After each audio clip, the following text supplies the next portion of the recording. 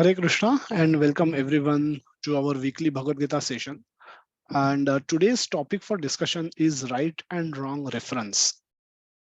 We'll just quickly jump into the topic to understand what it really means and what how it applies to our life.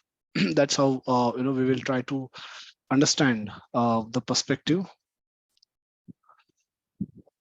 Up till now, in recent sessions, we have been discussing some of these themes. So we'll just do a quick recap to understand where we are. So we discuss the 15th chapter, the Urdhva Moolam Adhashakam, Ashwatham Prahura Avyayam. We discuss about the upside down banyan tree. Krishna is describing this as a metaphor to describe the material world and all the elements of this material world, how this world is, and he's explaining a lot of things about this world. And to understand this material world is not sufficient. One should not just know this material world, how to survive in this material world. One should also know how to get out of this material world also. It's like we get into a university, hostel, college, IIM, MBA course, whatever we get into a course, and then we start living in a hostel at the campus. Now we should know the campus. We should know where we get food. We should know where we are going to stay. We should know where the library is, where the classrooms are, and we should function effectively in the premises as long as we are there for 2 years, 3 years, whatever the time. But our objective is not to know that campus perfectly well and stay there permanently. Our objective is to uh, eat while we are present in the campus, sleep when we are while we are staying in that campus, but not just focus on entertain ourselves, whereby go to gym, go for swimming, go to sport, participate in sport, do all that. But also focus is not on doing all these activities. The focus should be on doing activities which will help us qualify to get out of that college. Objective is not to stay there permanently. Objective is to get the qualification required so that we can pass the examination and get out of that college. So this is the nature of this material world, Krishna has explained. And the modes are the is like watering this nourish nourish the material world. Nature nourishes both the upper and the divine branches and the demoniac branches. So the world has the tree has two part. The upper part is divine part, the lower part of the tree is demoniac part. Demons means rakshasi and devi and rakshasi pravrutti. That is how it is defined in the Sanskrit. Now, modes of material nature, the sattva, rajo, and tamogun, they nourishes both. Whoever desires whatever, the modes are present to take forward your desires, be it good, bad, ugly, whatever your desire is. Modes help take those desires forward to completion, to fulfillment. And if you make good desires, you act mostly in sattva guna, and you attain peaceful life and happy life relatively. If you're rajaguna, you are always anxious, and you work extremely hard, and all the activity actually becomes your your life. You live to act, you live to work, you live to do things. That's all. uh, Very little enjoyment and lot of suffering, lot of anxiety, lot of stress. That's mode of passion. Mode of ignorance is a sleep and eat. Anybody who is only fond of these two activities, laziness, dullness, that's all characteristics of mode of ignorance, tamoguna. And whatever our desire is, these gunas become prominent. They fight a war amongst each other and they defeat others. and then that's how we act in the material world. uh, so in the 16th chapter, now Krishna is going to describe the upper portion and the lower portion of the tree. Upper portion is closer to Krishna, so that's the Daivi Pravrutti, and the lower portion is closer to hellish planets, so that's Asuri Pravrutti. The 16th chapter is this, the Daivi and Asuri Pravrittis, and Krishna will explain the characteristics, the qualities of divine people and demoniac people. Then he will go on further to explain the activities of these people, the mentality of these people, and he will conclude this chapter by explaining what is the result of their activities, what is it that they get after performing these activities, and the result of their activities, and the choice of elevation or degradation that one can exercise while acting in this material world. So that will be the last section, section 16.19 to 24th verse. uh, Last Sunday we discussed this verse, pravrittim cha nivrittim cha janana vidurasuraha na shaucham na cha napi chacharo na satyam teshu vidyate. Those who are demoniac do not know what is to be done, what is not to be done. Neither cleanliness nor proper behavior, no truth is found in them. So suddenly this a lot of these descriptions are fitting lot of us, or some of us, or many of us. And so then the question we discussed last Sunday is that who really is demon? A demon could be your political leader, your favorite politician, or the leader of this country. He could be a demon. He could be your politician could be a demon. Your grocer could be a demon, and your neighbor could be a demon, and you could be a demon as well. So it's not about demons are not about being demon is not about somebody having horns coming out of their head or teeth coming out, and a ghastly horrible looking creature, maybe having very tall or very fat, big belly, lots of mystic powers. That's typically the figure that comes into our mind whenever we speak the word demon. But that has been in the historical yugas. In the Kali Yuga, uh, demoniac nature is a mentality which is present in all of us. Uh, a mentality to enjoy Krishna's property without Krishna is demoniac mentality. And when you don't get those enjoyments, the resultant emotions that anger comes, your attachment increases, desire, the asakti increases to enjoy that property. When you're deprived of something, your desire to get it increases, actually doesn't go down. And that whatever was that desire, it becomes urgent desire.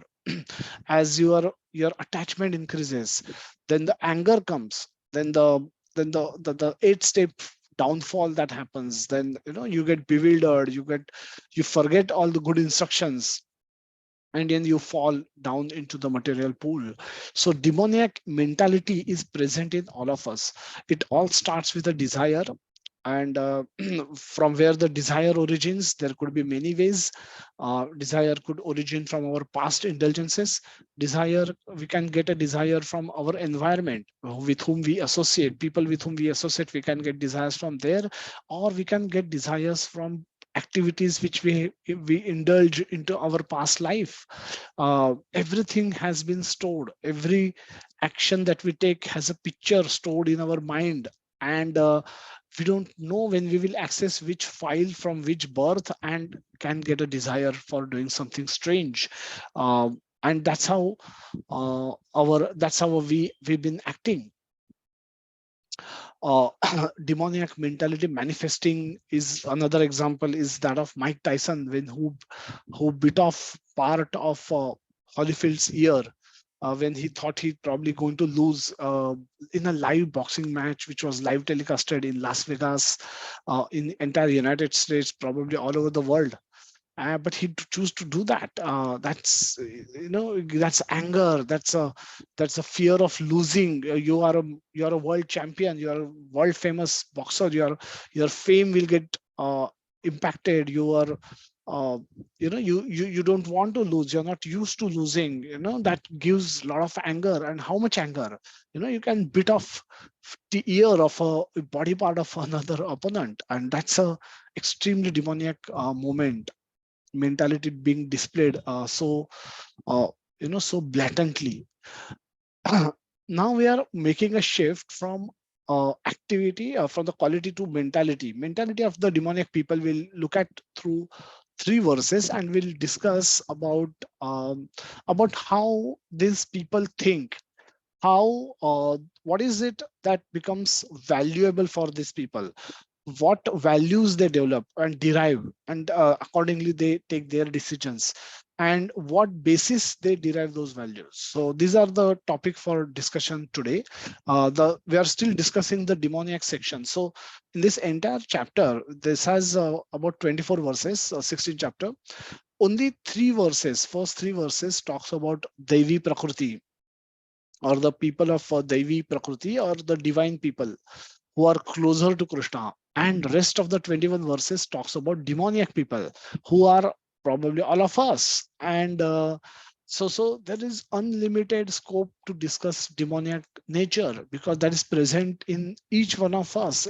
Each one of us is impacted by this. So Prabhupada writes beautiful long purports to explain this, because this is relevant. This is to whom the preaching is happening. This is for whom the Krishna consciousness movement was created. It's created for divine people as well, but it's more so created for uplifting the demoniac people, with having a demoniac mentality, people having demoniac tendencies. Some of them could be because of lack of knowledge. Some of them could be because of bad desires cultivated over lifetimes maybe. So all of that can be purified, and everybody can be brought closer to Krishna. So that's the whole purpose for which ISKCON was founded. And Prabhupada took so much pain in writing so much literature, opening so many temples, preaching worldwide relentlessly. So this is for us. Let us all relish. Let us all relish the descriptions of ourselves and see what we can do to correct ourselves. Not so much relishment, but knowing where we are, who we are, and where we are is a first step taken towards going where we want to go. So knowing who we are and where we are is a first step taken towards where we want to go. So with this, we'll start with the 16.8. The asatyam asatyam apratishtham te jagad hur anishwaram. Asatyam apratishtham te jagad ahur anishwaram aparasparam sambhutam kim anya kama hetukam. Krishna is saying that asatyam, asat is unreal. Now this is what people having demoniac mentalities think about the world, about the material world, that this world is asatyam, apratishtham. It does not have any basis. Uh, Anishwaram means no God in control. And they say it is produced of sex desire and has no cause other than lust. Kim anyat kama hetukam. What other purpose is there? Kim anyat kama. What other purpose is there other than kama hetukam? That other than the fulfilling your lust, this world has what other purpose? This is their philosophy. And so let's see what Prabhupada has to say further. So the the world is unreal. Unreal things we see in dreams. In dream, we see a lot of objects which are unreal. And when we wake up, we see a lot of things in the dream. And then when we wake up, those things are not there. Similarly, Krishna says that these people with demoniac nature, they think this world is also unreal. Unreal means there's no basis for this world. The world has been, it's been there by chance. It is there how it is there right now. So everything is unreal, and we don't have to worry about it too much. And there's no foundation. Everything is temporary. Now this is all. They're not Krishna explaining about material world. This is what Krishna explaining what the people with demoniac nature think about this world. That aspect we have to constantly remember. There's no God in control. Now, these people with demonic mentalities think that no God is in control. What it means, there's no creator and nobody is maintaining it. So the atheism, deism, and uh, there is a theism, there is deism, and then there is atheism. And what is the difference between all of them is theist people, theism, those who believe in theism, they believe that God has created this world and God is maintaining this world.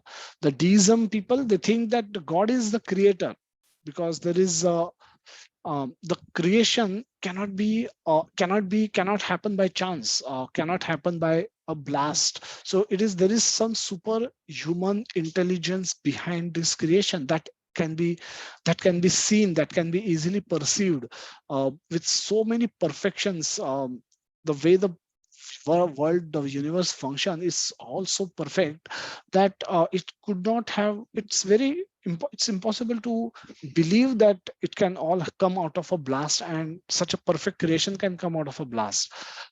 so um, so that is not supposed to be. And so the deistic people believe that the world, God is a creator. Probably there is a God. Who that God is, there could be confusion, there could be difference of opinions, but people generally believe that there is God in control. There is a God who has created it, and also God who, but that God is no more in control, because you can explain how everything is happening.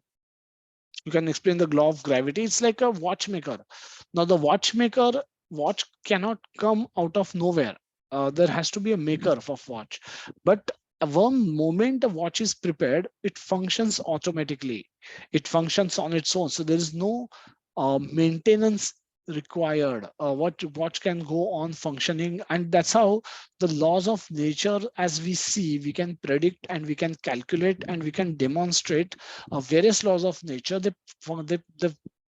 function so accurately, so precisely, that it it it gives the impression that there is no controller in place. Probably it was created by God, and then it has been handed over to us, and it's been functioning on its own.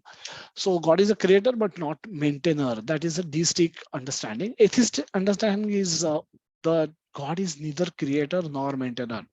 So there is no entity like God. So that's what the philosophy of an atheist will be. So what it means is, um, and atheism, draw their glamour from science. How? With growing science, with different scientific development coming up, happening all over the world, life started becoming easier. We could explain. Science is what? Science is observation of nature and explaining different phenomena in nature, and how nature is acting, how nature is interacting with matter, how nature is interacting with each other, different elements, each other. And with our brain, we could interpret a lot of these, we could understand a lot of these, we could explain a lot of these by in terms of laws, that if this is done, then this is the result. Now the cause and effect relationship is, once this is explained, the atheist felt probably this is what the whole world is all about. So there is no need for God, there's no need for moral code, and no need for morality also. No God, no morality, because morality is least, at least somebody will follow morality with the fear of God. But if there is no God, then why there is no need for morality? Anything can do anything, whatever they want. and that became the mantra for the atheist, that with science is a tool. Science doesn't say whether God is there or God is not there. Science is like a map. Science is like a tool in the hands of atheists. But when atheists started exploiting science, they made people to believe that to be scientific means to be atheist. If you are a believer in God, then you cannot be scientist. And science was giving so much comfort to the people with the in different invention of will, people, aircraft, the there's so many new inventions which was apparently making life convenient, comfortable for people. And then the atheist scientist actually promoted this aspect, that if you want to believe in science, then you cannot believe in God, because God is not making those things possible. God is not providing you with air conditioners. God is not never came down and invented will for you. It is those scientists who did it. The aircraft is not invented by Lord. God does not help you with all this, but scientists did it. So to be science, to believe in science, need to be atheist. To believe in God, you cannot then believe in science. And then not being scientific minded, or not being scientific minded was considered to be an unintelligent thing, and looked down upon. People would look down upon such people, those who are rejecting science. So that promoted that is this demoniac mentality, which is actually people are using to preach against the concept of God, the God existence of God itself. And they are using this, doing all this, using all the material that is provided by God, the same God, to use against him. So that's the irony. But this is what is being done by the people with demoniac mentality. They believe everything child is produced by union of man and woman. There is no soul, there is no super soul, there is no past life, and there is no next life. Now if you bring all this together, then you'll realize that then if you start believing in all these conceptions, then there will be zero motivation for you to be good person. Then you will say that whatever desire you have, you act on it. There is nothing right, nothing wrong. And this becomes the philosophy of the demons. And if you so the sex is that thing which sexual desires are there with everyone. So you act it without any consideration, without any uh, moral boundaries, without any moral restrictions. So you act on it whenever you want, wherever you want, no matter how you want. And that is a real purpose of life. They made that this is the life, this is the only reason why the life exists in the material world. No other cause other than lust. The purpose of life is to enjoy. Purpose of life is to enjoy without any moral codes. Now that is the dangerous. That's how dangerous the philosophy of demons is.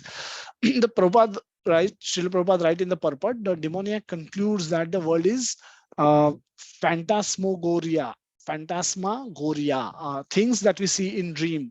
There is no cause and effect, no controller, no purpose. Everything is unreal. Now, this is Mayavad philosophy as well. The unreal, the asat, Nike, reject everything that is temporary. And but but Mayavadis are still better, but than these demons. Um, let's see what these demons are doing. They do not think that the world was created by God for a certain purpose.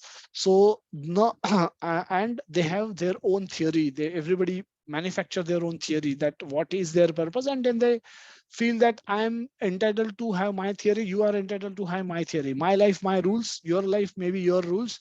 You do what you want. I will do what I want, and that becomes the driving force behind all their actions. Their own theory that the world that what can be the theory that the world has come about on its in its own way, and that there is no reason to believe that there is God behind it.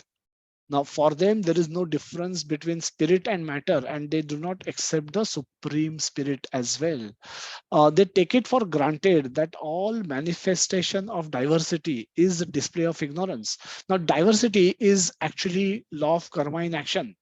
Why somebody takes birth without eyes, without basic body limbs, and with a sick body, while on the street, on the roadside area where there is no house, no clothing, no food available, the family can't feed that person, boy, the child, and somebody is born in a palatial home with lots of servants, with lots of opulence, where the baby is even slightest, smallest, and the biggest demand of that by that baby is being fulfilled with no time. And so the diversity is so blatant. Now that diversity is cannot be as cannot exist as a matter of chance. And where we are, we could have been born with much more better talent, much more opulence than what we currently have, and we could have been worse than what we currently are. But why we are born where we are cannot be explained, unless there is a law of karma that we brings into the picture. But the people with demoniac mentalities will think that it's a display of ignorance. You don't worry about where you are, just enjoy wherever you are, enjoy with your body wherever you are, because you are body, and this is the only lifetime that you have. There was no past life, there will be no future life. You currently, whatever capacity that you have, you should enjoy it to the fullest. This is the philosophy with which a demons typically will work. But factually, although the demons say that the life is a dream, everything is temporary, they don't reject what is temporary. They, in fact, they are expert in enjoying this dream. Demons, knowing fully that the life is temporary, knowing fully that the world is temporary, the world is not permanent, they don't get detached from the world. Rather, get they get fully into enjoying the world. The enjoying the they If it's a dream, let me enjoy in the dream. If it's so this is where this is the mentality of demons. And so instead of acquiring knowledge, they become more and more implicated in their dreamland.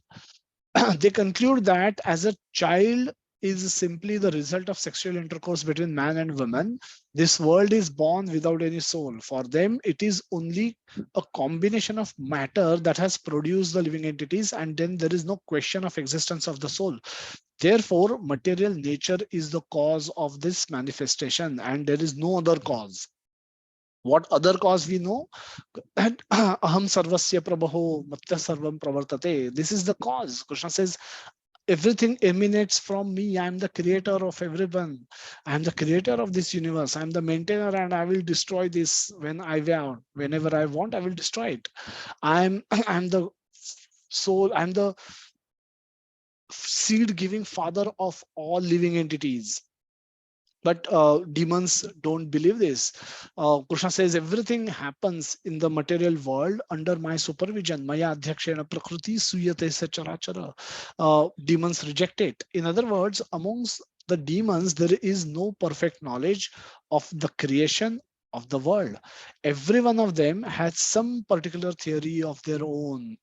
Now, this is a dangerous situation. And if you realize, if you look around, every one of us will have open your or remember, try to close your eyes and remember people all around you with whom you interact daily.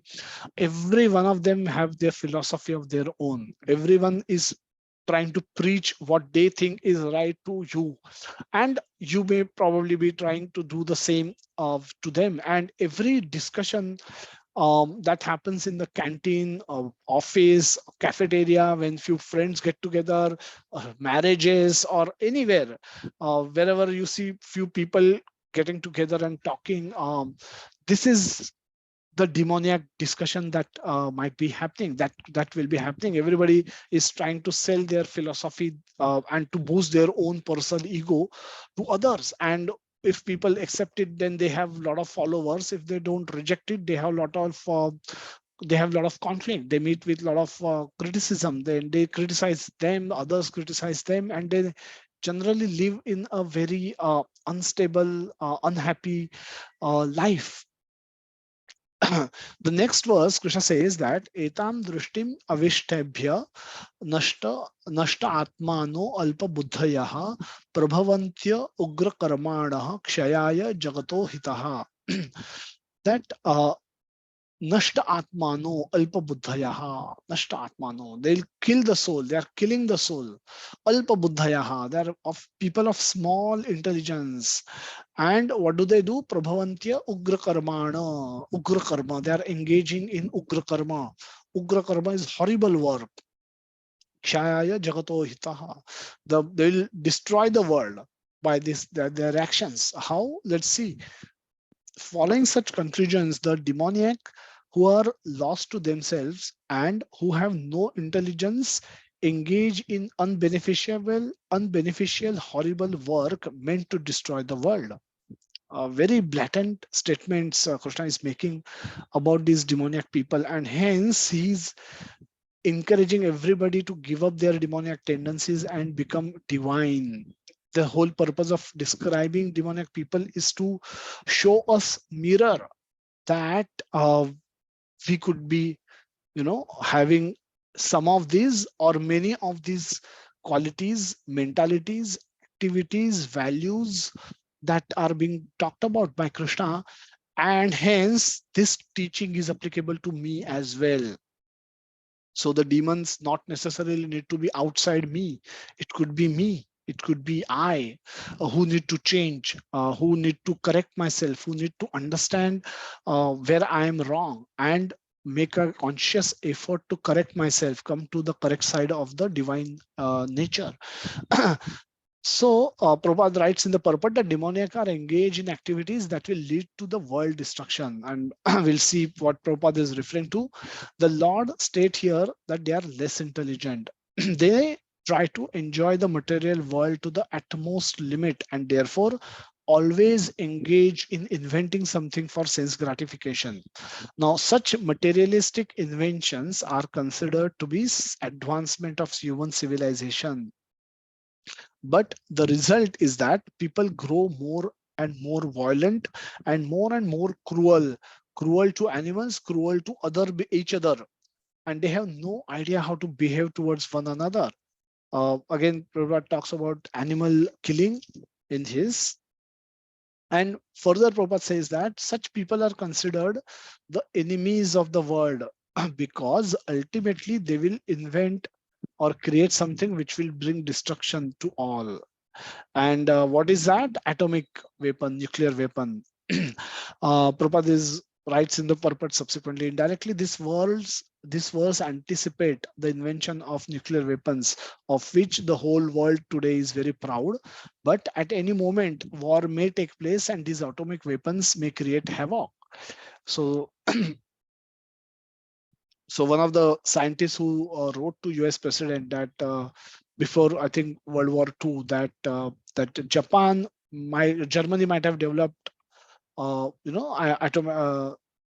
these nuclear weapons, so we should also America should also have those, and that's how the theory, the scientists were given free hand or free authority to create those nuclear weapons basis the physics theory of interchangeability of matter and energy, basis which the nuclear weapons got developed, and those were actually used in Second World War.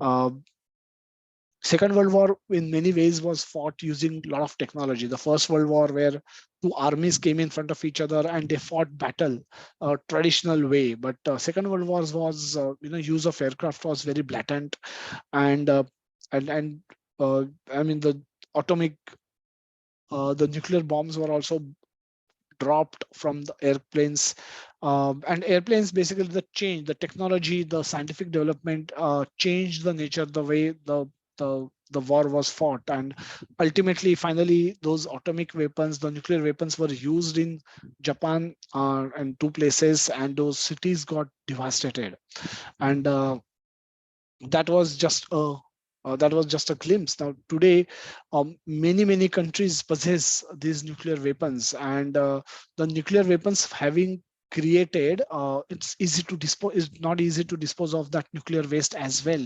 What to if at all we try to bury it underground, it will have negative implications. We can't burn it. It can spoil the air. We can't throw them into the ocean because it will kill all the marine life.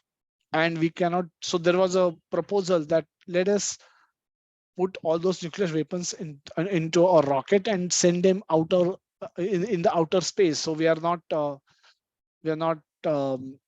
we have not done enough to pollute the earth. Now we want to pollute the outer space as well.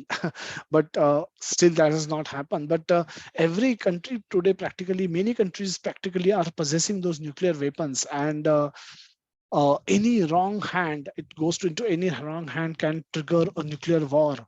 And the effects of that can be extremely devastating. I mean, what we've seen with what could happen to the two cities, and when many cities get such targeted by many in many countries, what havoc they can cause is only for us to imagine.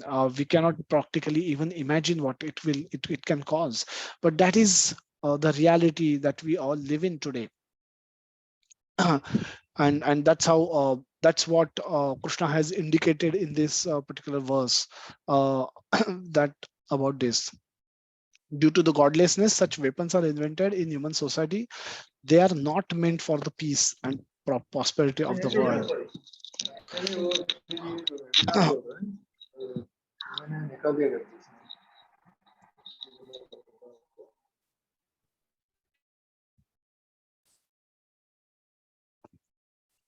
Okay, the Ugra Karma, Prabhupada explains further that what do you mean by Ugra Karma? Ugra Karma and is horrible work done in a very horrible way. And we all probably do some of this already. Worldwide stupidity. One of the acharyas have said this. Why worldwide stupidity? Work, watch, and shop. We work extremely hard in the material world. Why? Because we have the whole thing starts with a desire to enjoy, and desire to enjoy more. And we get a greed. We become greedy in that enjoyment, greedy in the possessing of material resources, so that we can have uninterrupted enjoyment. So people were greedy even in accumulating tissue papers in 2020.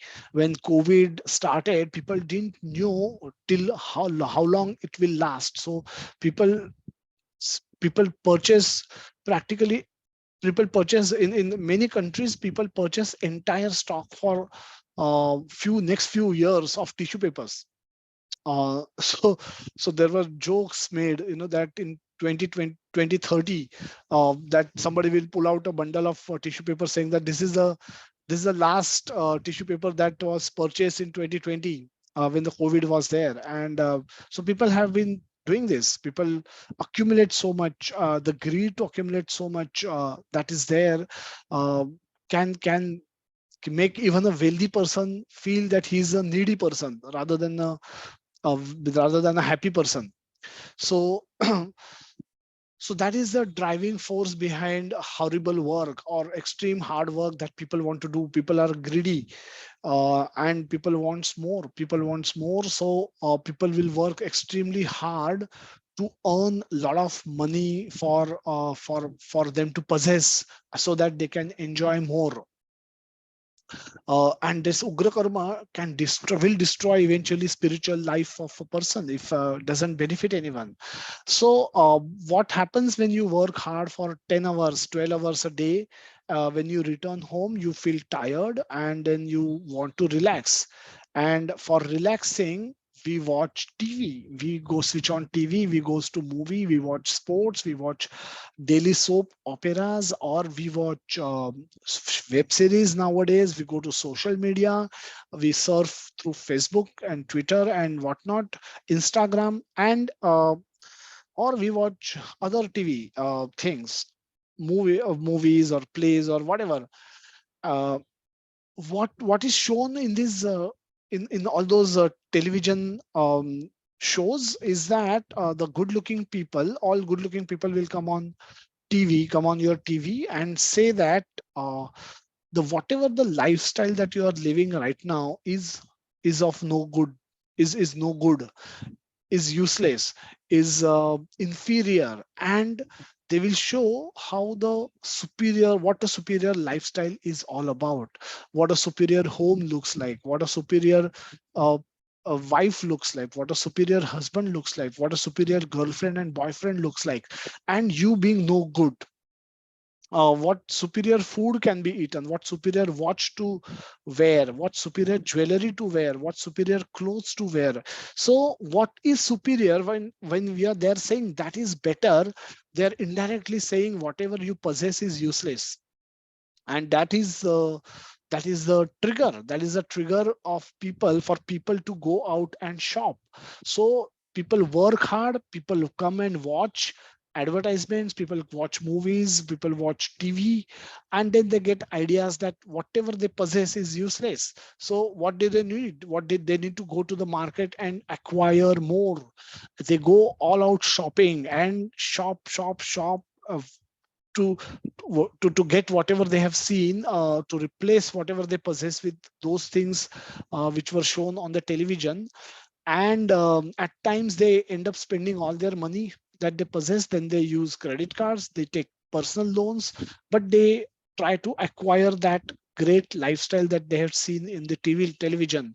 And they want to go to the same locations, stand under the same mountain or the same tree, and then they click a picture and then they post it and then make it go viral, and then they want thousands of their followers to watch it and appreciate it.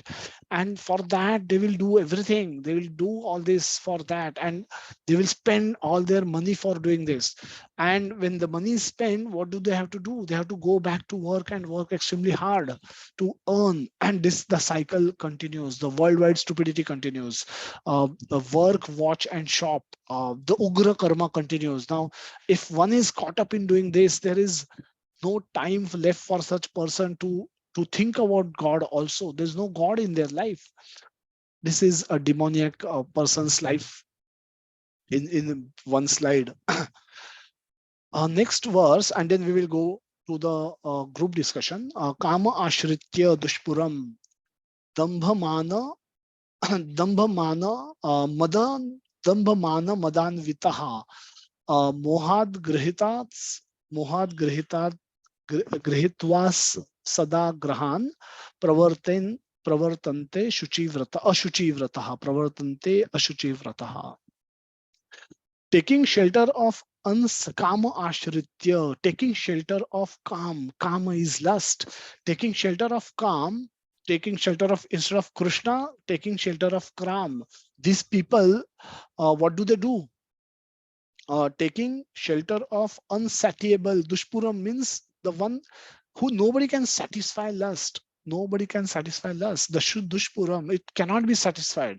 And taking shelter of somebody, something like this, one can never be happy. One can never be peaceful, because one has taken shelter of that which can never be satisfied for anyone. So having taken shelter of Kama instead of Krishna, what happens? Dambhamana, dambhamana madanvitaha, dambhamana madanvitaha, mada, mana and mother, pride, conceit of pride and false prestige, mana and mother. The demoniac, these demoniac people, thus illusioned, mohan, mohad grihitad, mohad grihitva sada grahan, mohad grihitva sada grahan, pravartante ashuchi vrataha. They follow ashuchi vrataha, means asuchi is non-auspicious, unclean. Vrat, they do it as if this ugra karma is also equal to ashuchi vrataha. They do it with lot of austerity, a lot of dedication. They do that wrong thing with a lot of dedication. Sworn, they take a swear, always sworn to unclean work. That is a vrata. They take a vrata of doing all wrong kind of things and attracted by impermanent. Pravartante. Because they are attracted to that impermanent, they whatever they are going to do from there onwards is going to be a waste. Shrama eva hi kevalam, but they don't know it. The people in demoniac nature doesn't know it. So Prabhupada write in the purport, the demons have no satiation for their lust. They will go on increasing and increasing their insatiable desires for material enjoyment. The result is that they become more and more attracted to two things. First, sex enjoyment, and second, accumulation of material wealth. The now both are like um, both are intoxicants, and more you take, more you want that to come, and the moment you stop doing it, you feel restless. It's like alcohol intoxication. It's like alcoholism. This like ashuchi vrataha kama ashritya, and these are the result that the word ashuchi vrataha, unclean vows, is very significant in this connection. Such demoniac people are only attracted by wine, women, gambling, and meat eating. Those are their ashuchi vrata habits. Induced by pride and false prestige, they create some principle of religion which are not approved by the Vedic injunctions. Although such demoniac people are most abominable in the world, by by artificial means, the world create a false honor for them. Although they are gliding towards hell, they consider themselves very much advanced. So let us take a closer look of what Ashuchivrata means, and when practiced, how it is practiced by people. And when they cannot decide what is right and wrong, they act how they act foolishly. Here is the activity that we will do. So there are four friends who are visiting a restaurant, and they place, this is the conversation that they are having. Mr. A, Mr. B, Mr. C, and Mr. D. the Mr. A is saying that he the meeting after a long time, assume that probably they were college friends, and after a few years they are meeting, catching up for lunch, and they probably does not know what has happened in past for last few years. So now they are revealing themselves to each other, that Mr. A is saying that I can eat everything, anything and everything that moves. So he's going to order turtle soup. B is little choosy. He says, I don't eat like this, but I only eat maybe say chicken, and I'll going to order that. Mr. C does not even want to eat meat, so he's a vegetarian, and so but he's going to eat garlic naan and some sabzi. Mr. D is has recently attended a Secret of Success seminar at ISKCON Juhu, and he's been trying to follow all the principles that were taught in those 2-day seminars. So he's saying that he's giving up meat eating completely, and he's also in fact trying to give up the onion garlic, so that he can, whatever he eats, he can offer it to Krishna and eat. He wants to only eat sattvic food from now onwards. So he's saying, I cannot eat anything in this place, I will just take some fresh juice. uh, Activity which we have right now is, I'll just open up for everyone to contribute. You can raise hand if you want to discuss, or if you want to contribute. I would like everyone to participate. So if not few names who speak often, but would love everyone to contribute. So please raise hand, everyone. If not, I will start calling names, and hopefully you should participate. You should have some views. There's no right wrong. Actually, there is no right wrong in today's discussion, at least. So class discussion is for you need to guess what discussion would have followed after those orders were placed. What A would have told to B, and what B would have, how B would have defended what he's doing, what B would have told to C, and what C would have told to B, and what C would have told to D, and then the reverse also. And what is the reference basis which each person is arguing? This is the second question. You can think about it and then start raising hands. There's a four friends who just placed this order um, just now, and then everybody gives this order to the waiter. Waiter goes, and then they will obviously talk, and they've heard each other what they are talking. I want you all to think what conversation would have followed after having placed these kind of orders. Uh, A will say something to B will say something to C, and C will say something to D. I want you all to guess what would that be. It's again a guess, so there's no. I don't want to say this is perfect, right, wrong, but take a good guess and raise hand. I'll stop sharing. Chandramohan Prabhuji, yes. Meanwhile, please, others start thinking and start raising hands. I would want all of you to participate. Yes. Hare Krishna, Prabhuji. Hare Krishna. A would say, look, friends, I'm So a global. yeah, limit yourself to A to B. What Yes. A would have said to B, that's all. And then A we'll would go to say- somebody else. A would say, you say, I'm a global traveler and I choose the best of the delicacies. And in some of the continental stuff, turtle is a very, very good delicacy. Why don't you try that? Chicken, etc., are very local and native dishes. I mean, he wants to boast of himself that he has tried and he has traveled a lot. So that would be his take. Hare Krishna. Okay, Hare Krishna. Anamira Mataji. Hare Krishna Prabhuji, Dandavat Pranam. So Yes, you agree. Yeah, first question is, you agree with what Chandramohan Prabhuji just said? Yeah, that could be a guess. That could be. That's a good guess. He would have told. He would have told. Okay. One Tell more me thing what B would have said to C. You remember Okay. B and C? Yeah, B and C, like B could have said to C that, like, see, I have been eating chicken like in our family since my childhood. So I am used to eating chicken. I cannot eat anything else. I mean, which are living. So so I would prefer chicken only. And I love, since I've been eating it since my childhood, and I've been seeing my family eating it. And so when we party or when we enjoy, that's our special dish. Maybe like he'll be saying that. So you're saying how B will defend himself. Yes. When A say this to him, what B will say to A is probably this, that this is what his family tradition has been. So it doesn't think, and my family, my father, forefather, why would they do anything wrong? Why would they anything wrong? Why would they do anything wrong? So if they are been doing it, it must have been correct. So I will stick to my family tradition. I don't want to try turtles and other things. That's not approved by my family. Very nice.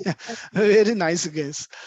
Anybody else wants to know or wants me to tell that what B and C is? The B is a one who ordered chicken dish, and then the C is a vegetarian ordering some garlic naan and some onion sabzi.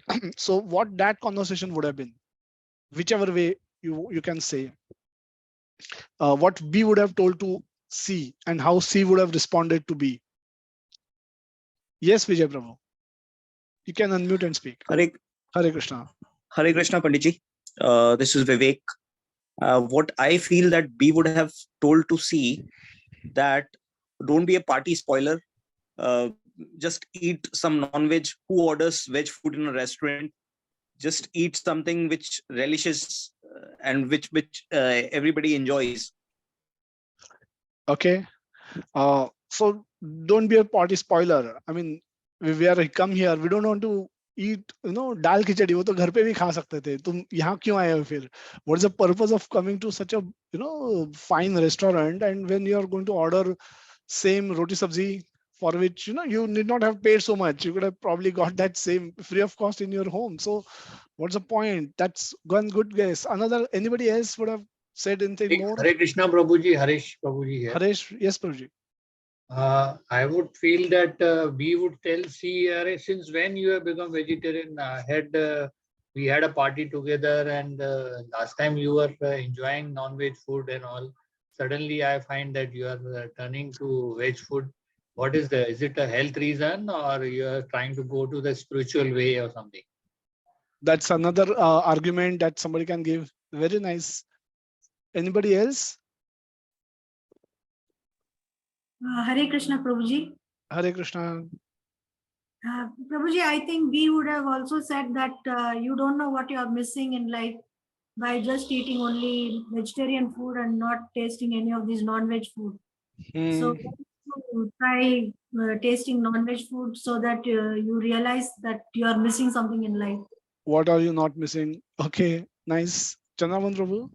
Prabhuji, he would also boast that, you see, protein is an integral part of your life. Benefits. Oh, very nice. I mean, in vegetarian food, what kind of protein do you get?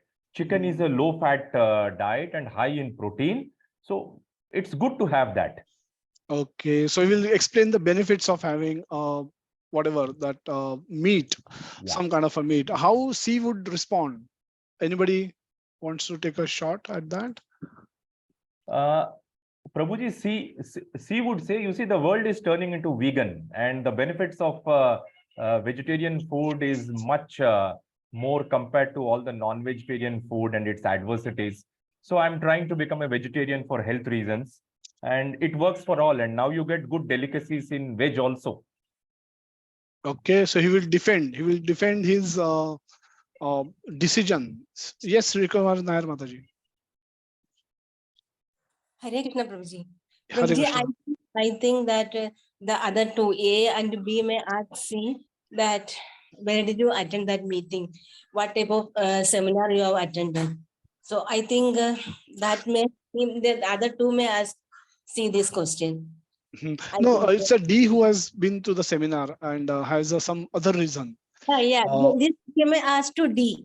Okay, they may ask to be D. Okay. Yeah.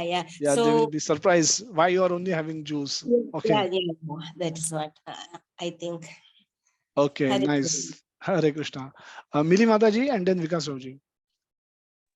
Hare Krishna Prabhuji. Yes, Mataji. Prabhuji, I think C would also say that my family has started following the veg route, and that is why I am also going into this. Okay, so family tradition can be another reason.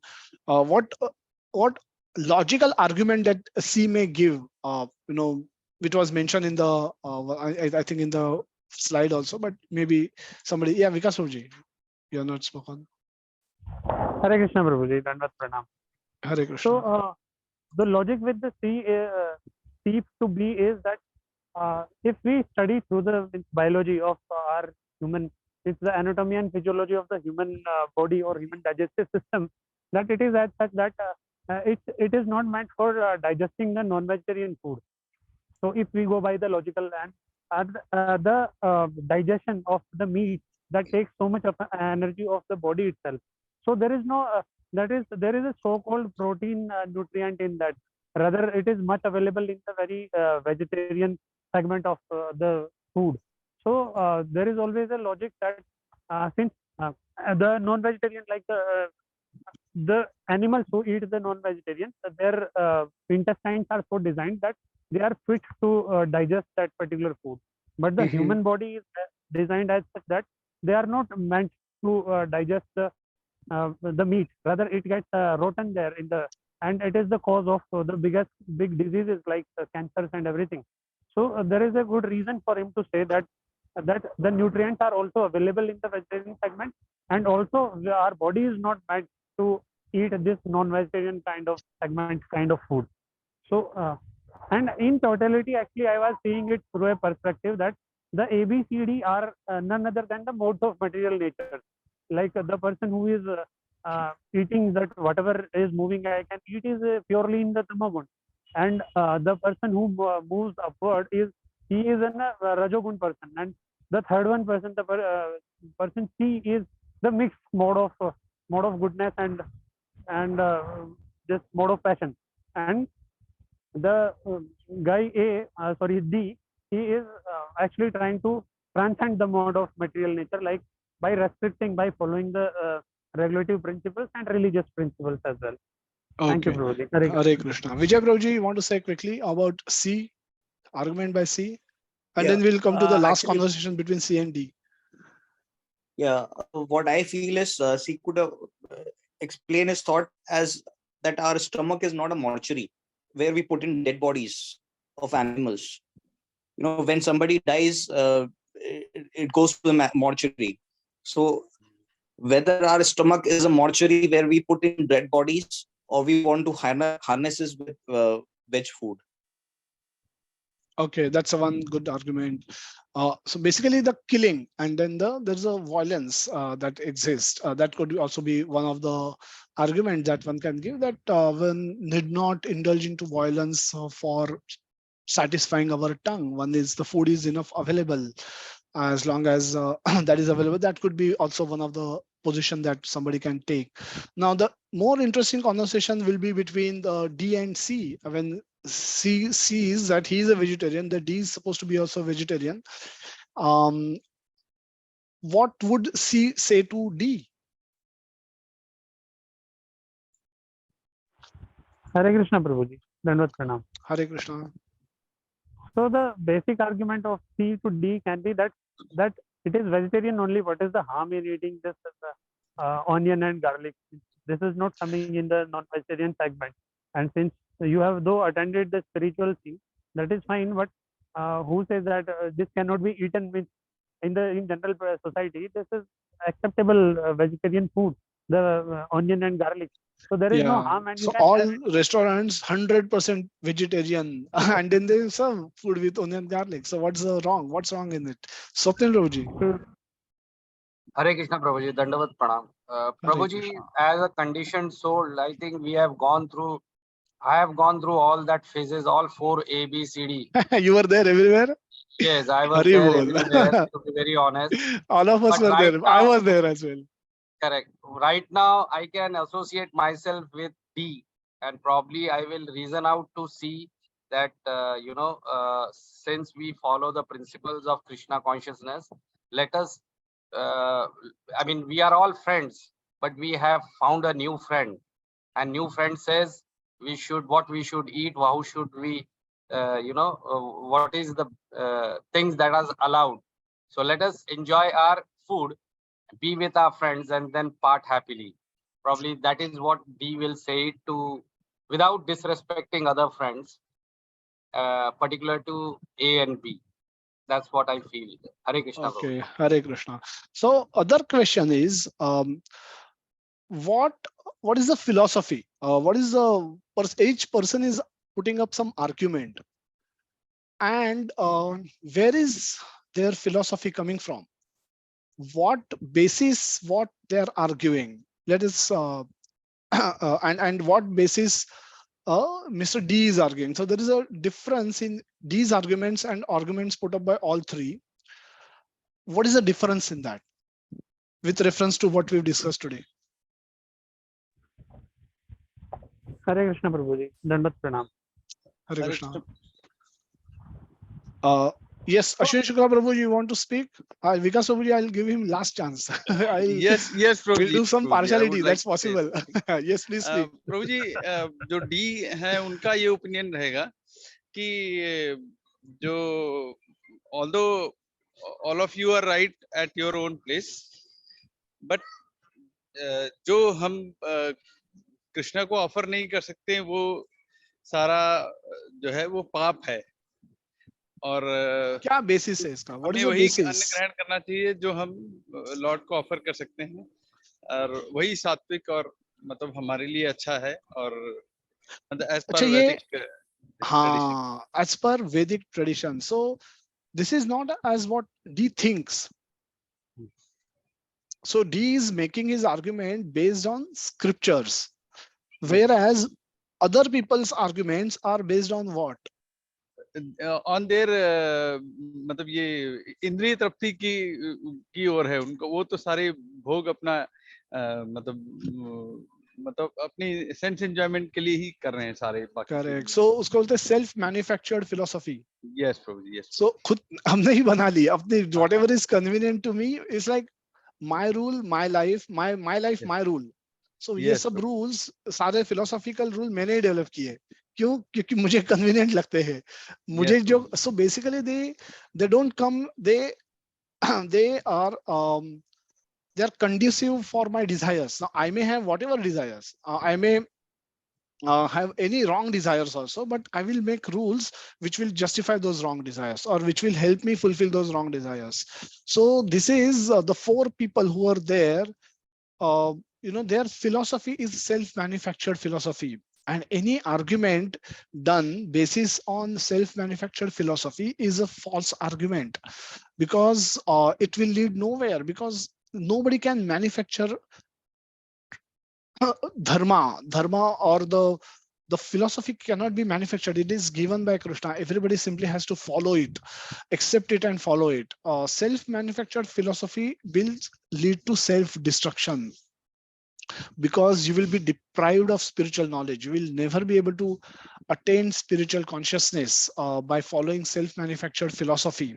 And people lead life according to their own philosophies. So most of the discussion which happens in wherever you see four people assembled in marriages, on the street corners, in offices, in pantries, in restaurants, or wherever there is an opportunity for 2, 3, 4 people to come together and talk, most of the talk is like this, is based on what I think, and this is, and everybody wants to prove that they are right. And none of those discussions are based on scriptures, which means none of those discussions are authentic. They lead nowhere. They lead only to hell. We'll go to another case study. That's again a very interesting one.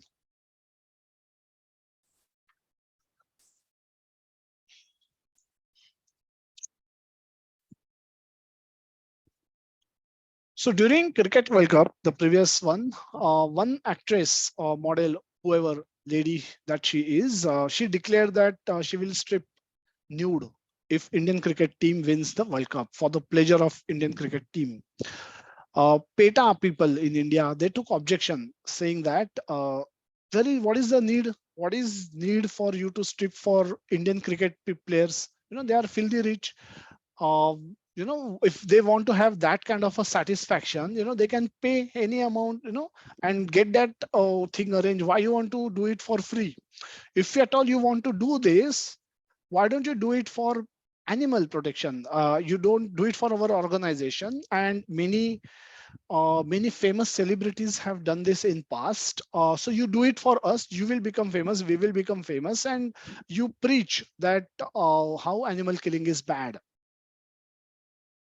What would be your advice to both of them, and why? Hare Krishna Prabhuji, Dandavat Pranam. So we'll see if somebody else has to say who has not spoken so far. Sure, Prabhuji. Very good. Else we will come to you.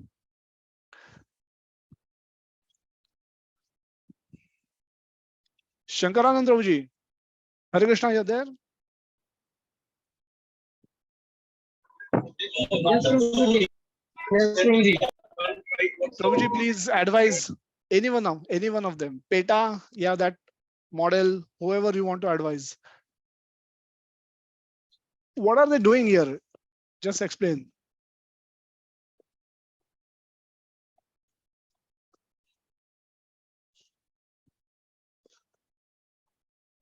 Or we'll go to Nikhil Prabhuji.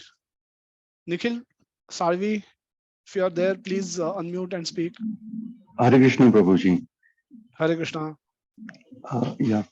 So I'm just like articulating my thoughts because like both of them are like a bit off in terms of one in terms of ethics. Another like means one the model is like doing it for cheap publicity, getting famous on basis on very unethical grounds. And like we know that Indian team is strong and it will win against anything at that point in time. So it's in like form mein hai, and then like anyone in even Australia, we have defeated Australia in that same tournament. So it's a no-brainer, and she is taking advantage of it. And, so she is wrong. Is that PETA organization right? No, because like actually they have formed on a sattvic grounds, but then too they are taking advantage of this whole thing which is forming the you can say this whole event, like Indian team is going to win, and this model is going to take advantage of it. So the media is involved and it's a hype thing, and PETA is jumping on it to create its own advertisement. Okay. So another immoral ground. So both are wrong. Yeah. Okay. Vikas Soji, yes, you are saying something. Hare Krishna, Prabhuji. As Nikhil Prabhuji was emphasized on that, yes, both are wrong. Actually, but in advising that, when Peta advises that she should not do that, and if they are coming up that because of morality we are speaking that, then they are right somewhere.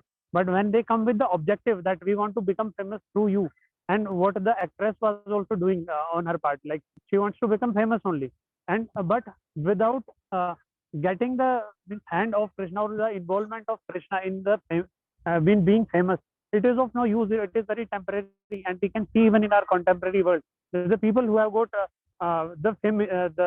who got famous because of their cheap things. That that fame of them was not everlasting, or rather, it was very de-meaningful, and it lasted for very temporary period. So both are doing wrong, but if they are insisting to stop the actress for the moral ground, the Peta can be said right. But when their objective is to get famous through this actress, that is wrong actually. And because there is no involvement of any kind of the morality which can remain permanent and which can teach society to go on a better spiritual or religious path, then it is of no use. Means the basis is not there. The foundation which should have been there on the discussion is not at all there, and that is why the both are on the demonic platform. Both Hare are on the Krishna. demonic platform. Hare Krishna. So both are wrong. You're right.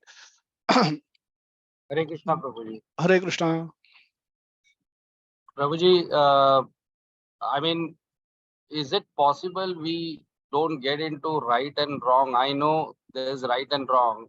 Nudity is not acceptable in our society, but there are miseries. We have seen nude women on road who do not have clothes to wear. Those are nude. This is the situation. So rather than being Krishna in our heart, probably rather than condemning both of them, I will simply, turn my eyes away and follow my path rather than getting into right and wrong and being in dilemma. That is my submission, Prabhuji. So what we are discussing here is how people bring morality into discussions and what is their basis. So, and we are saying where we should come from, where we should refer, what we should refer to. We are talking about reference points. Somebody may say this act she will do happily on her own. She's a wealthy model.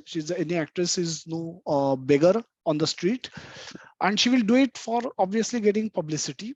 She will probably get more work, more assignments, become more famous, may become internationally famous model after this, and so on and so forth. She has her own motive. Morality, when we think about morality with our own mind, and our own innate desire of becoming famous, with that that is the reference point with which we evaluate a situation. Then this model will think there is nothing wrong in doing this. Whereas Peta is saying that if you're anyway going to strip nude, you want to become famous with use our name, so that some animal killing can be prevented. If any of your fans can become vegan or become vegetarians seeing your ads, that will save few animals' life. Now, again, their reference point is also wrong. Their basis is not this is again based to promote their own philosophy, this own self-manufactured philosophy. So both arguments are coming out of are not based on the foundation of scriptures. This is the point. They are wrong not because any first is right and second one is wrong, but they are both based on their own whims and fancies. They both are based on their own self-created philosophies. They both are not based on the based on the scriptural philosophies which are taught, and that's why they are wrong, not otherwise. Otherwise, you're right. This argument can be forever can go on forever, and that's what we see. Most of the arguments that happens in public domains, they happen on they happen on the television at 9 p.m. show, 10 p.m. show, wherever they happen. All arguments have dualities.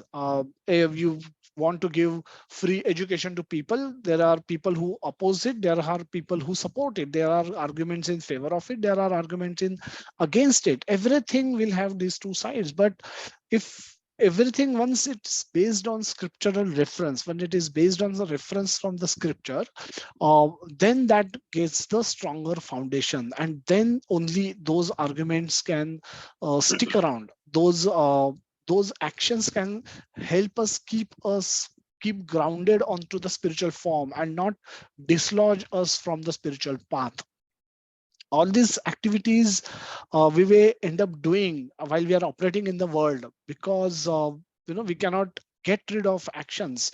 As long as we survive, we have to survive in the world. So we have to survive by performing actions in the world, and for doing those, while do we do perform those actions, these dualities, situations of dualities will come in front of us, and that time we should know what is right, and from where to find out what is right. What is the purpose of life? Purpose of life is to know who we are. Purpose of life is not to become famous. Now, that actress's purpose of life could be to somehow become famous. Or somebody, Mr. A's purpose is to eat, is to live to eat. His only job, probably purpose, is to earn a lot of money so that he can eat. The purpose of life for somebody is like B is to follow my family tradition and enjoy by staying within the boundaries of those stated traditions, and so on and so forth. So purpose of life comes from scripture. Um, if we don't refer to the scripture, we will manufacture our own purpose, and each one of us can have different purpose. And again, it will be a ongoing perpetual argument between people who says that this is right and this is wrong, who says that eating meat lead to a lot of diseases. Now, there are people who eat meat and they live till the age of 90. There are people who smoke but don't die, and they outlive their doctors who are advising them to stop alcohol or stop cigarettes. so they smoke and they outlive the doctor who is advising them against smoking. The doctor die before them, but they keep on living, and there are people who die also. Now, we know that law of karma, it will catch up eventually. There are people who have never tested smoke, who have never smoked, they die of cancer because not. So they may question that why I never smoked in this current lifetime, why did I got cancer? But so the karma can catch up. Now that we know, but in general, people don't know it. So people try to manufacture their own religion, their own philosophy, and using which they try to live the life, and that becomes a dangerous, very dangerous, because that will lead them to a unsuccessful path. There's no success, no basis for their argument, no success for their actions, and their whole lifetime will be a wasted lifetime. And unless they revive it, they revive the Krishna consciousness, and they start following some scriptural authority. Otherwise, the life will become simply shrama evahi kevalam, simply a waste of time and life. So, purpose of life is to discover who we are, our real identity, to know who Krishna is. Is there a God in this world, and who that God is? Bhagavad Gita says, Krishna says in Bhagavad Gita that Purushottama is me. I am that Purushottama. I am that God. I am the one who has created this. I am the one who is maintaining it. I am the one who is going to annihilate it. Then we have to find out what is the relationship between us and Krishna. Is there a relationship, or are we just the master and servant? a cruel master and a poor servant? Are we that, or do we have some intimate relationship between us, so that we can figure it out? And that is discovering what is our relationship with Krishna is also purpose of life. Our purpose of life should be dedicated for this. Develop a desire to go to Krishna. Krishna says everybody should come to me. Yena mam upayanti te. So everyone should come to me. So we should get a desire first of all to go to Krishna, and to know uh, what we need to do in order to go there, go to Krishna and live eternally and happily with Krishna. So this is where this is the purpose of life. When we have this purpose of life, and then we perform actions in the material world, all our actions in the material world will be in line with this purpose, the fundamental purpose. We will not want to do anything against, which will take us away from this purpose, which will be in the contradiction to this purpose that what we have. And hence we will be very careful in our actions. We will be very careful in developing our desires. We will be very careful in developing our association. We will be very careful in developing our values. We will be very careful in developing our relationships. We will be extremely careful in developing our philosophies.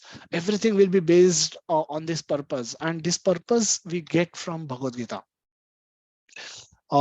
We'll look at few verses and we'll briefly understand how this purpose is evolved by Krishna in Bhagavad Gita, from Bhagavad Gita. So how who we are, we understand that from some initial verses in the second chapter, where we have picked up one verses. We have picked up few verses. We could have spoken the whole Bhagavad Gita on this occasion, but the few critical verses which all of us should try to remember, all of us should try to know, and we should be able to quote. We should always remember. This becomes we should make these verses our reference point, our guide when we act in the world. And for that, let's use these verses, these key verses, these important verses. Who we are really? Are we Brahmins born in Hindu families in the India, modern India, or are we Indians? Are we are we professionals? Are we? So no, we are soul. We are soul. We are original nature is our original identity is spiritual. Na jayate mrite va kadachit. We have neither taken birth nor we when they never taken birth in past, not we taken birth now, and the soul will not get birth in future at ever at any given point of time, because it is always existing. Ajo nitya shashvatoyam purano na hanyate hanyamane sharire. The soul is not destroyed, and soul is what is our real identity is. This outer body is temporary, is made up of elements of nature, and after after time is over, after the expiry date, these elements of nature will be returned to the nature, and the soul will move on. Soul will have to take up another body. If we have not perfected our life, then we will be forced into another body, where a new body will come, a new type of body will come. It could be a male body, female body, animal body, bird body, insect body, fish body, depending on our karma. And we will have to continue our journey. So it's like this body is like a temporary vehicle that we have taken, and when this vehicle gets broken, we give up this vehicle, get out of this vehicle, and get into another vehicle that is kept waiting, that must be waiting for us. Who arranges this? Krishna arranges this. Krishna says, Maya Dhekshena Prakriti Suyate Sa Charachara. Under my supervision, this is all happening. Mama Maya Duratvaya, Daiviya Isha Gunamai Mama Maya Duratvaya. And so this Maya Devi is making these arrangements under the supervision of Lord Krishna. So this our real identity is we are spiritual, we are spirit soul, and we are always existent. We have taken birth, we have taken, the body has taken birth. Our body will die at the end of this life. Our body will be thrown away. The soul will continue his journey to the next body and next body, and until it chooses to go back to Krishna, it desires to go back to Krishna. So all our this is a big reference point. to be used when we operate in the, when we function in the world, that we should never forget, we should always remember that we are spiritual. doesn't does it mean then what how can we act in the world with this knowledge? Now this is knowledge, and everything else is ignorance, agyan, as Krishna says in many places, in the 13th chapter in the Ishopanishad, that everything else is agyan. So this is the knowledge, this is vidya, and everything else is avidya. Now vidya will help us progress towards Krishna. Avidya will help us go away from Krishna. But Krishna in Ishopanishad says that both Vidya and Avidya to be used intelligently by a person. Why? Because as long as you live in this world, as long as you are occupying this body, you need to maintain this body. And Krishna says in Bhagavad Gita, 3rd chapter, 5th verse, nahi kaschita kshanamapi jato tishthatya karmakrut karyate ya avasya karma sarva prakriti jay guna. That nahi kaschita kshanamapi, not even for a kshana, you can stop doing actions. The karma to karna hi padega, because some karma you will have to do, because the having acquired this body, we are forced to act. We are forced to act. We cannot stop, refrain ourselves from acting, and hence Krishna says avidya is also required. Though avidya means knowledge how to operate in the material world. So knowledge of accountancy, knowledge of engineering, knowledge of medicine, knowledge how to construct building, now knowledge of how to make ornaments, whatever the knowledge which we possess, the skill that we possess, or talent that we possess, using which we are able to earn our living, to maintain our body and soul together and our family. That is knowledge. That knowledge is referred to by Krishna as avidya. However, Krishna says both vidya and avidya are required. Vidya is spiritual knowledge, avidya is material knowledge. And Krishna says both are required for one to survive in the world and progress towards Krishna. Because survival in the world is also important. And these are all talents given by Krishna. These are all skills given by Krishna. So we have to use avidya for helping us promote vidya, for helping us to cultivate vidya. Without avidya, our survival itself can become a question mark. So we have to use Krishna given talent, abilities, skills to earn sufficient living, so that so by performing actions in the material world, so that our vidya can be cultivated, right vidya, right spiritual knowledge can be cultivated by the study of Bhagavad Gita, by study of Bhagavatam. And therefore this becomes a very critical verse, that knowing yourself being spiritual is not sufficient. You should also know how to survive in the world. For that you actually require to practice avidya. So while practicing avidya is only to the extent of cultivating and promoting vidya. Vidya is spiritual knowledge. So this is where this is how we should act. We are supposed to act in the material world, engage with the material world only to the extent required, but otherwise focus should be on cultivating spiritual knowledge. Focus should be on cultivating our relationship with Krishna, promoting performing sadhana for strengthening that relationship with Krishna. So that should be our primary activity. Avidya practicing should be our secondary activity. प्रकृते क्रियमाणानि गुणे कर्माणि सर्वशः अहंकार विमूढ़ात्मा कर्ताहमिति मन्यते. This is another important reference point. People want to boast their achievements. I did this. I completed this project. I have achieved so much in my life. I can do anything. I have so much influence. I am so great. And people are always in the self-boasting mood. People want to boast their achievements, and not that all of those are untrue. However, um, Krishna says here, ahankara vimudhatma kartaham iti manyate. Why? Because when you see this verse in conjunction with, along with the 2.47, that karmanyavadhikaraste ma phaleshu kadachana ma karma phala hetur bhur mate sangosva karmani. So Krishna says that ahankara vimudhatma kartaham iti manyate. By ahankar, a vimudhatma, foolish soul says that he is the doer of activities, whereas Krishna says, I am also the doer. Nothing can happen in your life without my sanction. So never ever you claim the entire credit for yourself, uh, because actually factually you cannot do anything on your own without my permission, without my sanction. And that's what he explains in the 47th verse of second chapter. And here he says that those who don't accept it, what do? Ahankara. In ahankar, they say those foolish souls, they claim themselves to be the doer. And so we have to be very careful when we, whatever achievements that we've had up till now, and even continue to have in future, we should be we should be thankful to Krishna for that.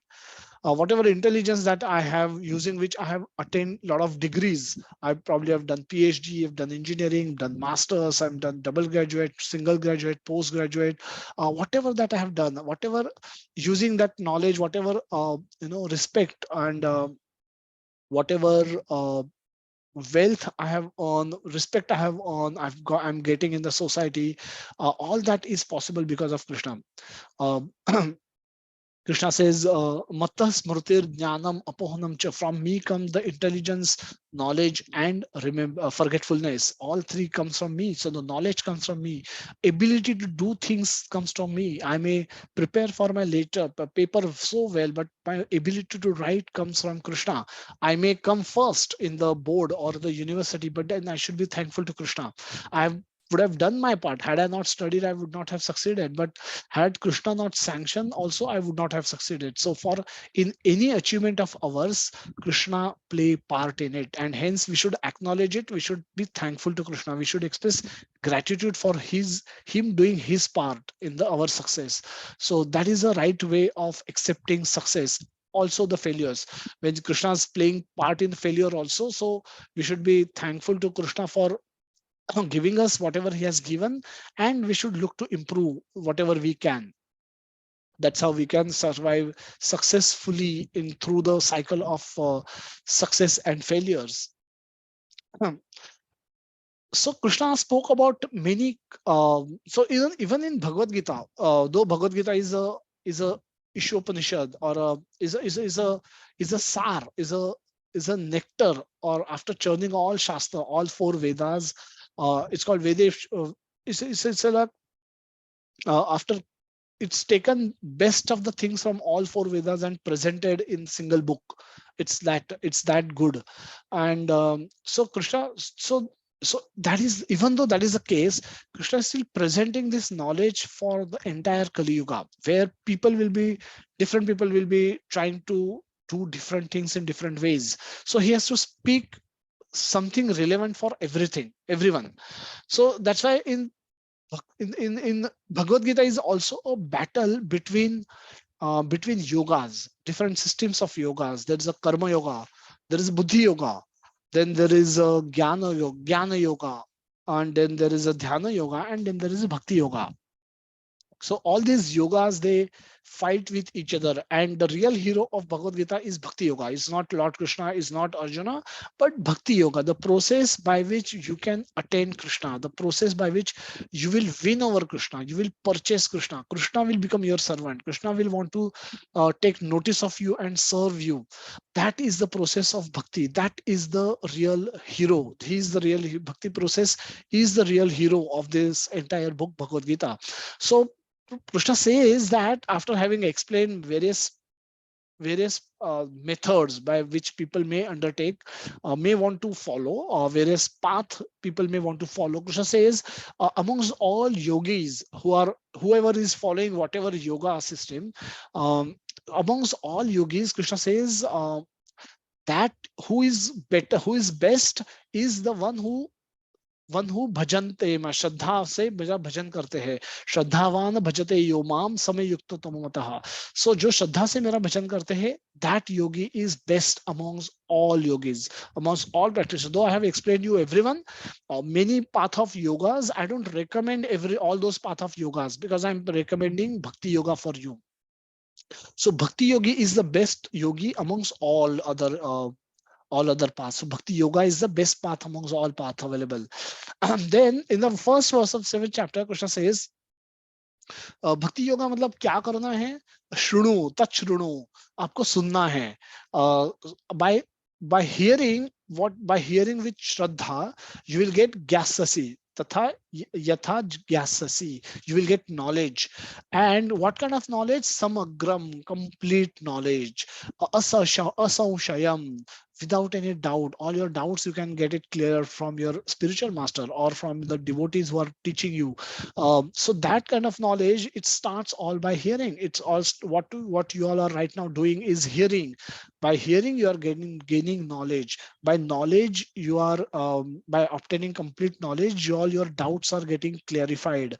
And then yogam yunjam madashrayaha, you can take shelter of Krishna. Mad ashrayaha, you can take shelter of Krishna by performing devotional service in a wholehearted way. Yogam yunjam, आप actually practice the follow the process of yoga, bhakti yoga.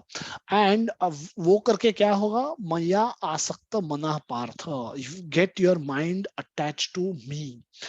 Your mind attached to me by following the process of yogam yunjan, that is the process of bhakti yoga, the sadhana bhakti, hearing and chanting. Take shelter of Krishna, remove all your doubts by gaining complete knowledge by hearing, by the process of hearing. This is how the upside view and the downside view of this verse looks like. Very beautiful verse, which Krishna introduced in the section of bhakti by speaking this verse in the 7th chapter.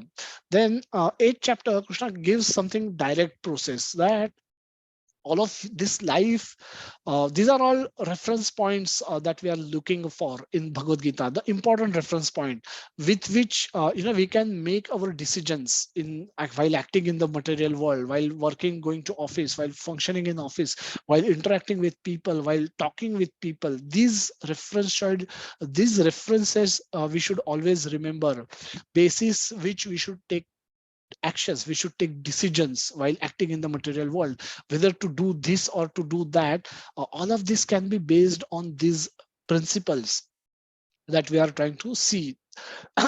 So the one important principle is attainment of Krishna. If that is the objective, how it can be done? I was talking with somebody who says by dhyan, attended some 10-day course of vipassana. Then they said that you concentrate. You do it for 2 hours, then 10 hours, then 50 hours, and then do it for all your rest of your life. And at the end of your life, you will hopefully go to attain moksha. But the process is so difficult, nobody can do it. Nobody can, concentrate beyond 2 minutes also. Even that is looks to be a very impossible task. So what to speak of? So practically, when we discuss more, we realize that they also realize, those who are practitioners, they also realize this is something we cannot do it in this lifetime. But and this lifetime we cannot do, the way the society is degrading every day. What hope that we have that we can ever do it in future lifetimes also? So these are all practically impossible methods of attaining moksha. But that moksha also does not guarantee Krishna. Here we want to attain Krishna. So there should be some direct method by which we should be able to attain Krishna, and that information should be revealed to us by Krishna himself. So 8th chapter, 5th verse, Antakalecha mamevam smaran muktva kalevaram. So Krishna says that at the time of death, at the moment of death, antakal cha mam evam smaran muktva kalevaram, that you remember me alone, mam eva. When you remember me alone, only me, when you remember at the moment of your death, you will attain my nature without any doubt. You will attain me without any doubt. Now that is the direct method. So this is um, uh,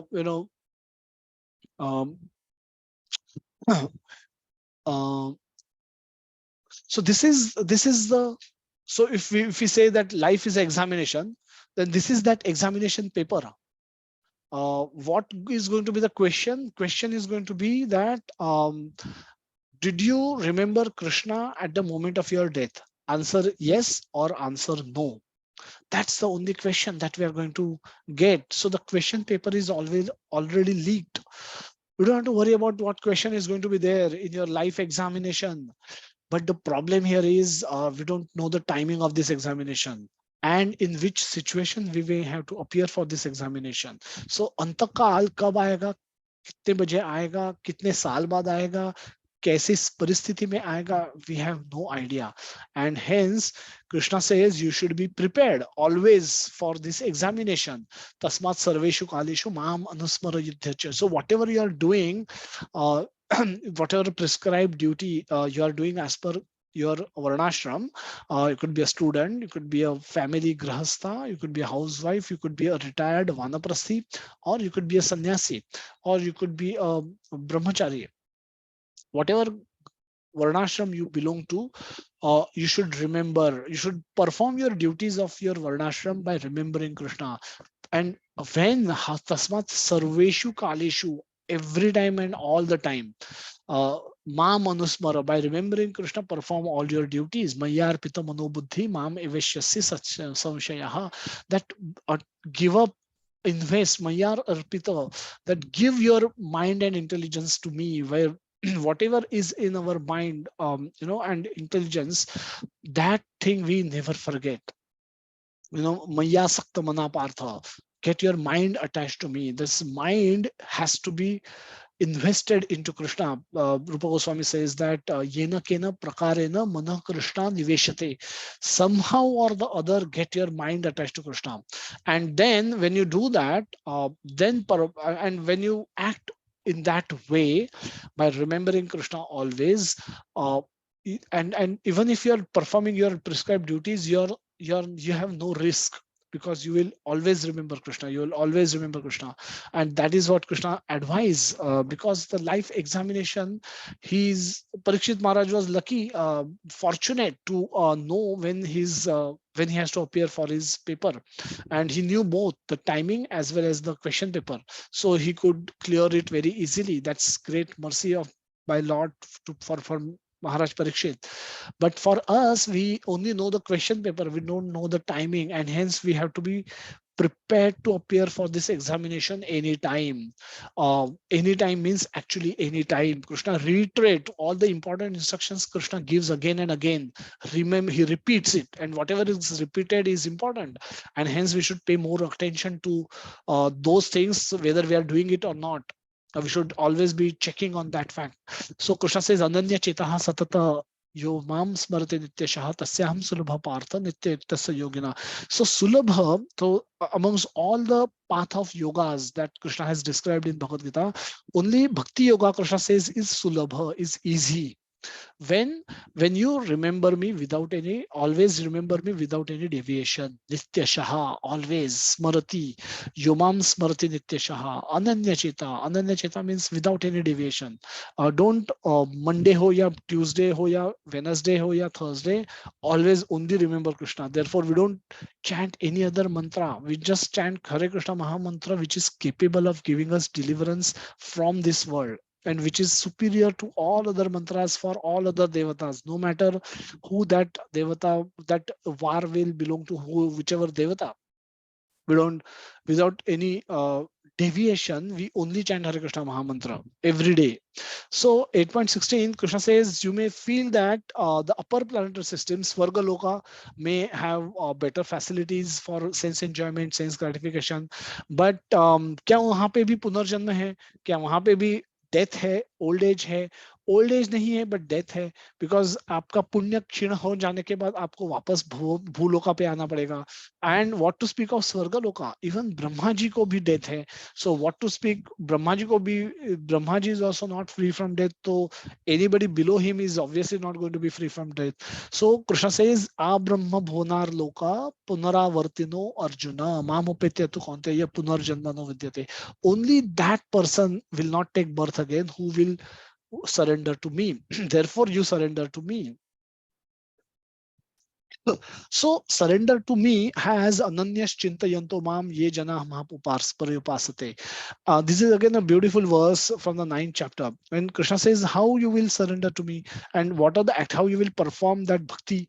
The bhakti yoga is explained in this particular chapter in a very beautiful way, that ananyas chintayanto mam satata kirtayanto mam. It is again similar word that you have to remember. For that you have to always think of Krishna.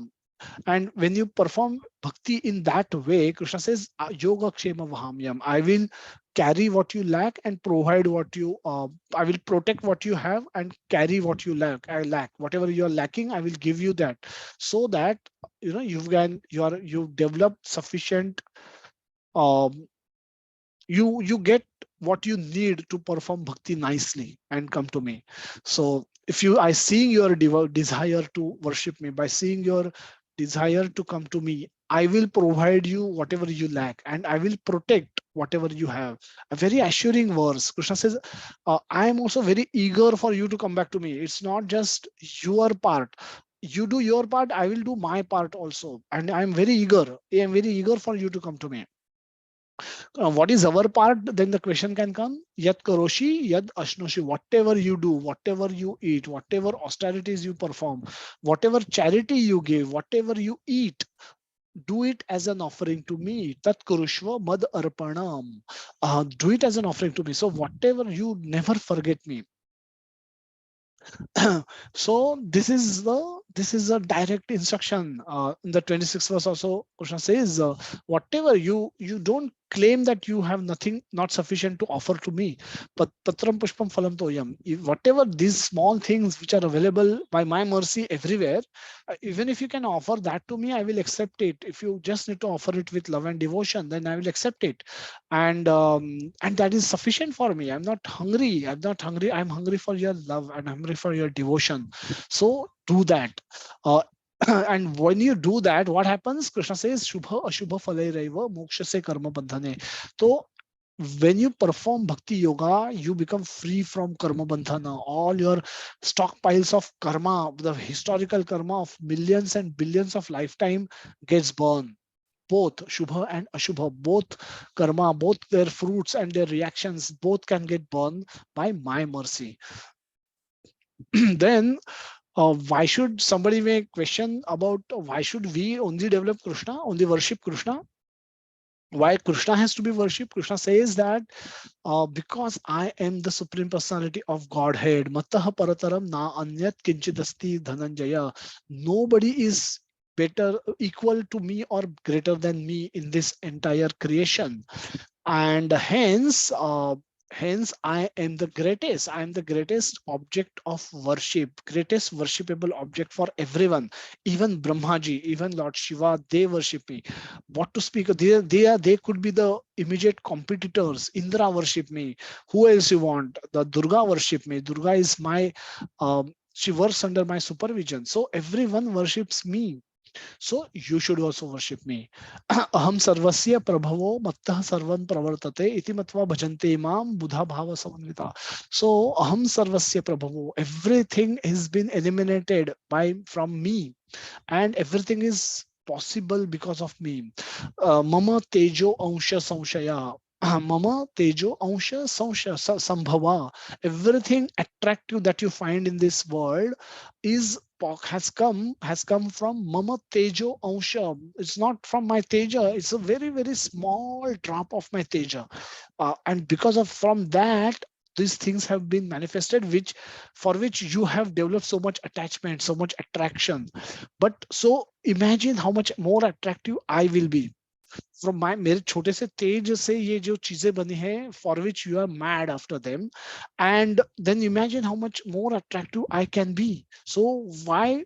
So give up these small attractive objects and come to me. I'm extremely attractive as well.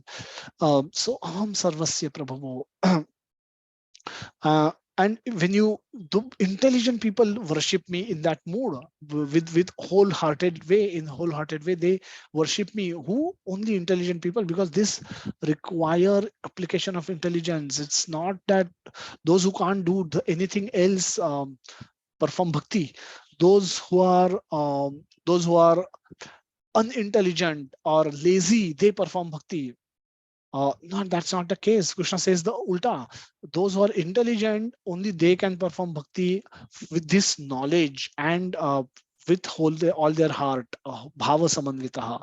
Gamavishya cha bhutani dharamya aham ojasa. The planet, I've entered into these planets and I am keeping them floating by my power. And We see that this body has a soul.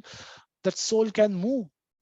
Soul can make this body move, can make this body walk, can make this body run, can make this body swim. But when the soul leaves, the body becomes dead matter, just like this table, just like this laptop. It can't move even an inch on its own unless it is kicked by us, unless it is thrown by us, pushed by us. So these planets who are moving, who are rotating along their rotating amongst themselves, and also rotating in a perfect systematic way in the solar system, um, they are not rotating there by chance. This energy who is behind their rotation and keeping them in the gravitational orbit, fixed in gravitational orbit, is Krishna's energy. Krishna says, I have entered into them, and with my energy I'm keeping them floating. So don't think that I am ordinary, I am that worshipable object, I am Purushottama. Then then the how to perform bhakti. The perform bhakti, the what is the ultimate instruction? Ultimate instruction is yena mam upayantite. Ultimate objective of performing bhakti is to come to Krishna. Yena, by which they can come to me. By when people can come to Krishna?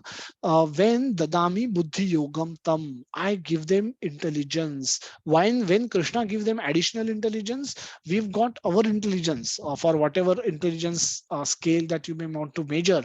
But that intelligence we've got out of our own karma.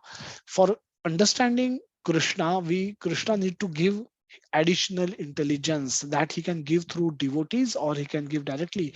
Just like Krishna gave Arjuna special eyes to see his Virata Rupa, Vyasdev had to give Sanjay Divya Chakshu so that he can see things happening on the Kurukshetra. Similarly, we understanding Krishna properly, understanding Krishna in a tattva, we need additional intelligence. So, Janma Karma Chame Divyam Evam Yuviti Tatvatah Taktva Deham Punarjanma Naiti Mamepiti. So, Arjuna. So, to understand birth and activities of Krishna, we need intelligence, and our intelligence can only bring up to a particular point, but we cannot understand Krishna completely by our intelligence.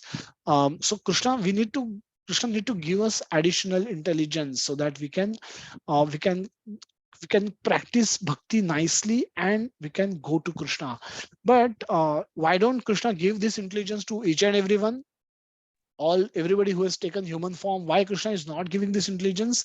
Krishna respect our desire. Krishna respect of our, if my desire is to live life for eating, then Krishna respect that desire. He doesn't intervene. I eat whatever I get to the extent I get, based on my past karma, based on as it is sanctioned by Krishna, and I complete my life eating. If I want to live, anybody wants to live life for earning a lot of wealth, money, Krishna sanction. To the extent that money is sanctioned by Krishna, he gets money, and he spent his entire life earning money. If anybody wants to enjoy his life having sex, then Krishna sanctions that to the extent he can. To the extent it is sanctioned by Krishna, such person can enjoy sex in his life, and that's it. So there is no need for these people to be given additional intelligence because they are not desiring for it. So Krishna respect our will. We have our free will, and we must use it wisely. But when we use it to desire Krishna, not desiring things from Krishna, not desiring wealth from Krishna, not desiring proper lot of food stuff from Krishna, not desiring from Krishna facility for more sex enjoyment, more partners for sex enjoyment. That's incorrect desire, because Krishna himself is so much satisfying. Krishna himself is such a sweet, so much sweetness is there in Krishna that after tasting Krishna, we will not want to taste anything else. So those who desire Krishna, those who wants to get Krishna, want to attain Krishna, Krishna gives them additional intelligence so that they can come to Krishna. And who So bhajatam tesham satata yuktanam bhajatam pritipurvakam. Those who are worshipping Krishna, those who are performing bhakti yoga with priti, with lovingly, in a loving way, Krishna immediately gives them additional intelligence by which people can understand Krishna more and they can ultimately come to Krishna. So without Krishna's mercy, we cannot go to Krishna. We cannot perform bhakti for long time. So if we are performing bhakti for some time in our life today, we should know that that's possible because of Krishna's mercy. So we should utilize it, make perfect and make our bhakti perfect by prioritizing Krishna consciousness in our life, and the other things can happen subsequently. But when I prioritize it, when I a person who is greedy for wealth, he will prioritize wealth, and everything else becomes second priority. The one who is priority is eating, his primary focus in life will be to make arrangements for eating, and everything else can be subsidiary, secondary. Similarly, when we make Krishna our priority, everything else automatically becomes secondary. So whatever is in connection with Krishna, that takes the precedence, and that becomes the priority. Everything else can be done when this is done. So when the rounds are done, everything else can be done. When the rounds are done, I can go for my walk. I need to maintain my body and soul together. I need to be healthy. The health is quite important, but I cannot compromise on my bhakti. So I'll do my round, and then I'll go for my walk, or I'll go to gym, or I go for swimming, or whatever I have to do for practicing. Whatever I'm practicing for my maintaining my health, I'll do that later. But primary is going to be bhakti. I cannot give up. Krishna consciousness we should not give up, and make everything else secondary. And how that is followed, man mana bhava, man mana, always think of me, bhava mad bhakto, become my devotee, madhyaji, worship me and mam namaskaru. If you can do all of these, or any one of these, then you will come to me. This is without any doubt, because you are so dear. I'm telling you this. Mam eveshyasya satyam te. This is truth. I'm telling you, because you are so dear to me. So this is Arjuna. Arjuna is not ordinary person. Arjuna is Krishna loves Arjuna. This whole Bhagavad Gita is spoken by Krishna out of love. It's not to incite Arjuna for war. Those are all secondary and third and fourth objective. It's spoken out of love for Arjuna to, and through Arjuna to all of us to come to Bhakti Yoga, to practice bhakti with love. And Krishna says, I will do anything for you. And what all I will do, sarva dharman parityajya mam ekam sharanam vraja aham tvam sarva papebhyo mokshayashyami ma shucha. I can deliver you from all kind of sinful reactions that you are worried today. Just surrender to me and perform bhakti. And in bhakti, whatever duties are there, I'll whatever the services are required, perform devotional service, and that is enough for me. Then I will take control, and I will deliver you from all kind of sinful reactions. Do not fear, ma shucha. And then Arjun says that nashto moha smritir labdha. My illusion is gone and my memory has returned. I have remember my, now I can remember my original position as your servant, as your das. Though you are serving me externally Krishna is a chariot driver for Arjuna. So Krishna is actually servant of Arjuna.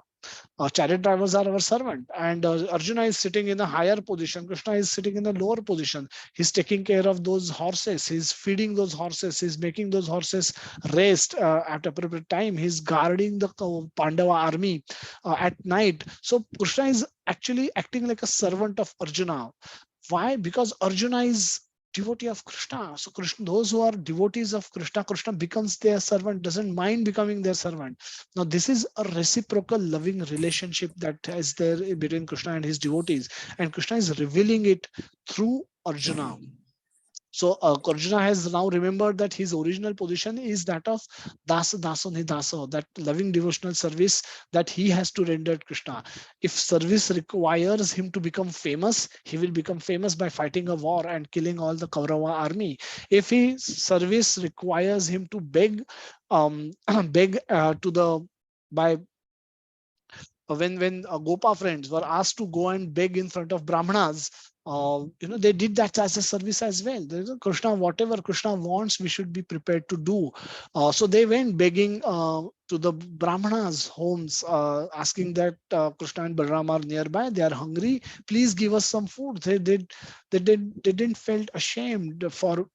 They said you should beg for Krishna. You should be prepared to beg for Krishna also. And when they go to the Brahmanis, they give them so much food that that completely satisfied Krishna, Balaram, and the entire Gopa party. So we should be prepared to do any service for Krishna that is required to be done by Krishna and his devotees. So he will guide us through his devotees. He could guide Arjuna directly, but for us he will guide through devotees and sadhu guru shastra. And Tat Prasadanna, this is possible only by Krishna's mercy. Tat Prasadan Maya Achyuta. Achyuta, again, he starts in the first chapter, 27th verse. He says, take my chariot in between two armies, O Achyuta. And then he speak the last verse also, he referred to him as Achyuta. Achyuta is one who never is unfallible one who never lets his devotees down. He always protects his devotees. So sthitosmi gata sandeha karishya vachanam taha. So whatever you will speak, O Krishna, I will do. No questions asked. So that is the position of a student of Bhagavad Gita can attain. When you find anybody who says that he has read Bhagavad Gita, this is one verse you should remind him of, and then saying that have you come to this position? Are you able to say what Arjuna has said after the Bhagavad Gita? And if the answer to this question is no, then you should ask such person to go back and start reading Bhagavad Gita again, until and unless we come to this answer, this verse where we are able to say that Karishye Vachanam Tava Krishna, then if you are not able to say this, which means our reading was faulty, we should go back to the first verse and start reading again. And that is the right understanding of Bhagavad Gita. And until we get that understanding, we are still work in progress. We are still students of Bhagavad Gita. We are not experts of Bhagavad Gita. So people, let's summarize and then we will have some questions. Right and wrong references that we have. We always see people around us arguing. All of them are doing it whimsically and they justify it with some logic, and all of that logic and justification is self-manufactured. Dharmam tu sakshat bhagavat pranita. What is religion? What is dharma? Whatever is given by Krishna is dharma. Everything else is adharma. Whatever Krishna has defined, only that is dharma. Krishna has defined dharma in Bhagavad Gita. Sarva dharman parityajya mam ekam sharanam vraja dadami buddhi. Then tesham satata yuktanam bhajatam pritipurvakam. This is dharma. This is dharma of persons. Manmana bhava mad bhakto madhyaji mam namaskuru. This is dharma of people. This should be the dharma that we all should practice as human beings. Only in human birth it is possible to practice this dharma, in no other birth. And but what we see people do, people with demoniac mentality act whimsically and they justify it, often get honor for it in the material world, because in the material world, when the whole society is demoniac, amongst them there will be some Mahamurkha Shiromani. That Shiromani should get honor. Shiromani is the biggest fool amongst all the fools. This is the topmost fool, so that has to be honored. That such biggest fool also has to be honored. So the world will honor such foolish people also. So amongst demons also there will be a chief demon, Mahamurkha Shiromani. So they get honor also sometimes in the material world, because but unfortunately all their philosophies are self-manufactured and self-defeating. They are not taking them towards Krishna. They are not helping them come to Krishna, attain Krishna. By doing what they are thinking is right, they will never be able to attain Krishna in this lifetime. And if they continue to practice that way in any lifetime, perpetually they will be deprived of Krishna unless they get mercy from devotees and Krishna directly. Their fate is very, very horrible. Their fate is very, very bad.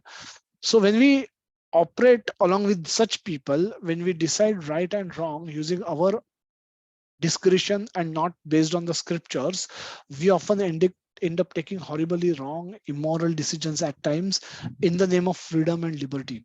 Now we may take a sattvic decisions also. If a sattvic person think on his own and take decisions based on his thought process, those might not be immoral per se. However, that is still not if enough for that is only says that it is not immoral. That way you're saved from tamoguna and rajoguna, but sattva also does not take you to Krishna. You need to be in shuddha sattva to be able to go to Krishna. So you need to become devotee to be able to go to Krishna. A sattvic person need not satata yuktanam bhajatam priti purvakam. He may not worship Krishna by priti, by lovingly, and hence he may never get a chance to. He may not even have a desire to go to Krishna. So what to worship? What to speak of worshiping Krishna? So their end is very bad. All their endeavor is lost. All their lifetime is become shrama evahi kevalam, and they continue in the cycle of birth. They continue in the cycle of birth and death perpetually, without any in a hopeless way. So and that's why they're able to the whole purpose of life get defeated if they have not develop a desire to go to Krishna and they are not endeavor for that. Then the whole purpose of life gets defeated for them. And hence, we yesterday also we saw that how valuable this life is and how valuable our opportunity is to cultivate Krishna consciousness and actually go to Krishna in one lifetime. And our acharyas repeatedly says this in the purpose that one lifetime is enough. If you practice sincerely, then one lifetime is enough for you to go back to Krishna. You don't have to come back. So we must refer all our thoughts, all our philosophy we should develop from basis the scripture. And scriptures also give many things, just like we saw even in Bhagavad Gita, we have many things discussed, but few things are repeatedly discussed. Few things are recommended by Krishna. Few things come out as a as a as a as a final solution that Krishna is giving after after a lot of discussion. Final nectar that comes out of that discussion, and some of those things are there. Those things we should intelligently pick and follow in our life, and then by making our life decisions based on those things, we may not be able to do it all by ourselves, and hence we should consult a guru or devotees who are also practicing this, or a sadhu who is also living life according to these principles, so that we are able to get proper take guided decisions in our life, and basis which when we act, we are saved from cultivating and developing demoniac mentality and going away from Krishna. So that way we are given proper goalpost and reference points according to which we can decide correct, take right decisions and avoid taking wrong decisions while operating in this material world.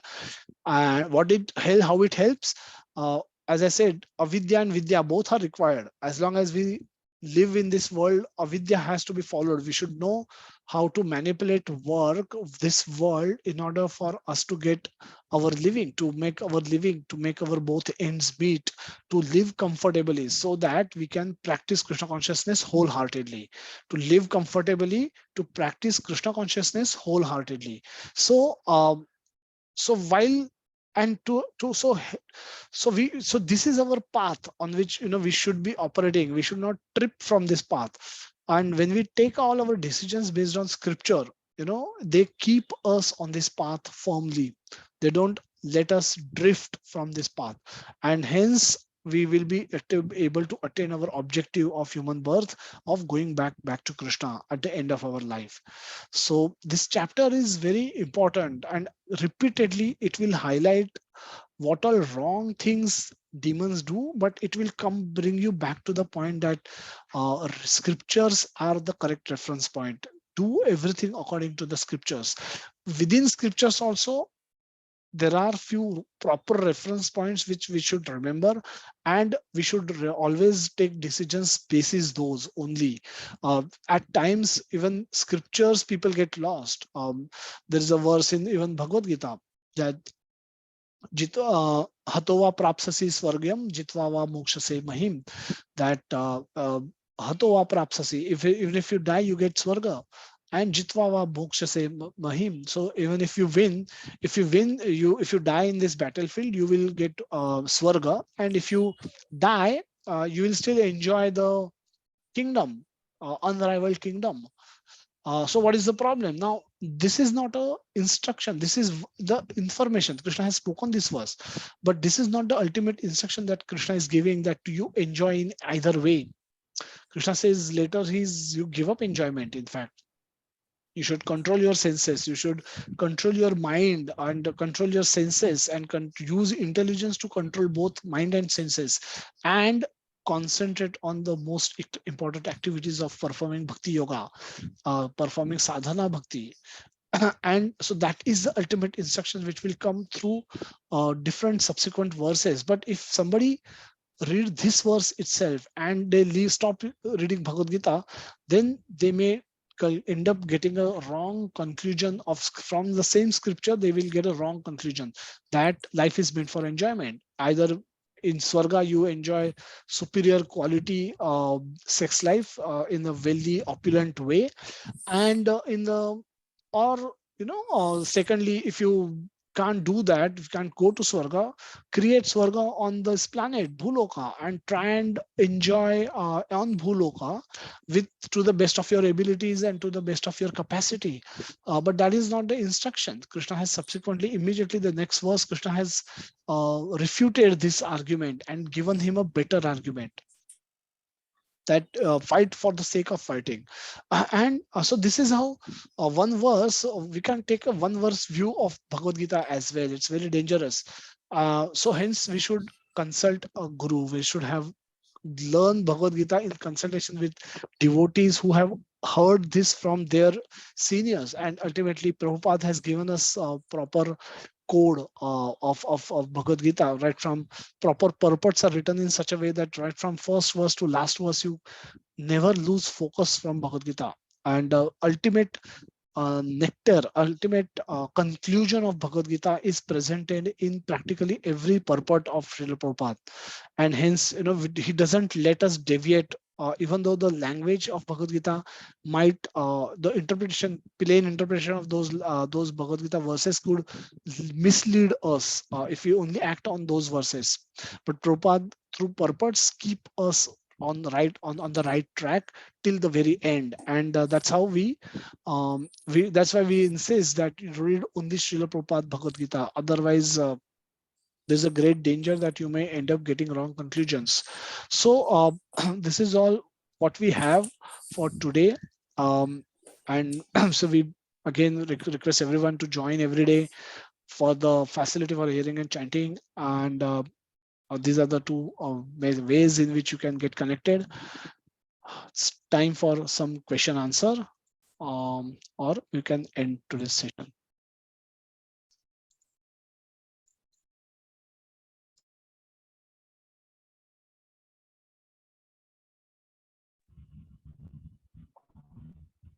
Hare Krishna Prabhuji. It was actually a beautiful nectarian summary of Bhagavad Gita. I am not finding word how to frame the word, because Bhagavad Gita in itself is a nectar, and to remove the nectar out of it, there's so many good verses.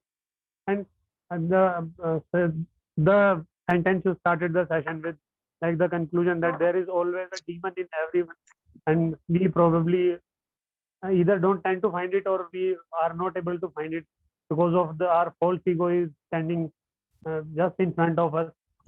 And because of your such good nectarian lecture, I could, though there was no nectarian quality in the quality as Krishna mentioned, but there was always a facility through you that to find the demon and how to just contain that demon, and rather to imbibe the other good divine qualities through the association of devotees, through the hearing and chanting process. And the cherry on the cake was the so many beautiful nectarian verses you just imbibed in the session during the session, and overall it was just a so relishable session. Though you taught us the demonic qualities, but the how you taught it was relishable. So demonic qualities are never relishable, as you mentioned beautifully in the beginning itself. But it was like that by the association of the devotees and by your under your good expert guidance, we can just try to eliminate by mercy of Krishna, we can try to eliminate the demon qualities. At least I can talk about myself, those demoniac qualities, so that can become better and better after every day passing to serve Krishna, if not perfectly, at least with minimum endeavors, whatever my endeavors are. But those are only possible through your nectarian session and through your beautiful association. Thank you very much for that. Hare Krishna. Dandat Pranam Prabhu. Hare Krishna, Dandat Pranam Prabhuji. So I'm just checking chat box. There are no questions. So we'll end our session today. And